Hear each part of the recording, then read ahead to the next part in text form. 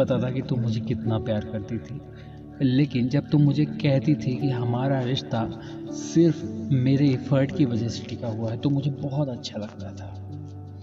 मुझे लगता था कि मैं अपना एफर्ट तो दे रहा हूँ ना, यह दिल को सुकून देता था।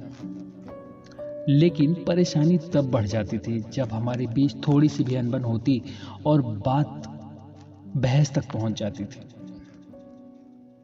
तब तुम यह बात भूल जाती थी जो तुमने पहले कही थी।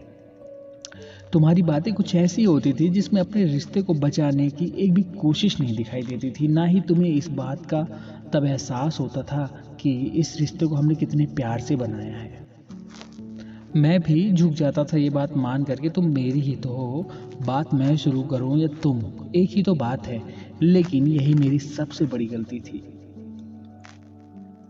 मेरी इस आदत के चलते तुमने कभी मेरा दर्द समझा ही नहीं। तुमने कभी ये जाना ही नहीं कि कभी कभी मेरा भी दिल करता है कि तुम मुझे मनाओ, तुम मेरे लिए कुछ स्पेशल करो जैसे मैं तुम्हारे लिए करता हूँ।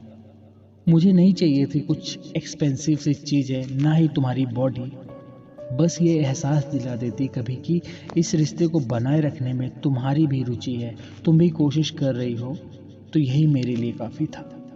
पर अफसोस ऐसा नहीं हुआ। हमारे लड़ाई के बाद लकीर के एक साइड मैं खड़ा होता और दूसरे साइड तुम, और लकीर पार करके हमेशा मैं ही तुम्हारे पास आता था। पर अब थक चुका था मैं इन सब बातों से, रोज रोज की लड़ाइयों से टूट चुका था मैं। हर इंसान की एक हद होती है, लेकिन इस हद को भी पार करके तुम्हें प्यार दिया।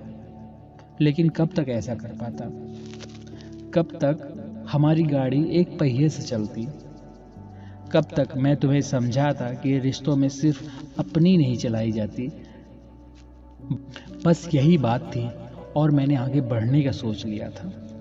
इससे पहले कि हमारा रिश्ता एक ऐसे मोड़ पर पहुंचे जहां हम एक दूसरे का चेहरा देखना भी पसंद ना करें, मैंने उसे एक खुशनुमा मोड़ पर छोड़ दिया ताकि ज़िंदगी में दोबारा कभी मिले तो कम से कम एक स्माइल तो एक दूसरे को दे सके।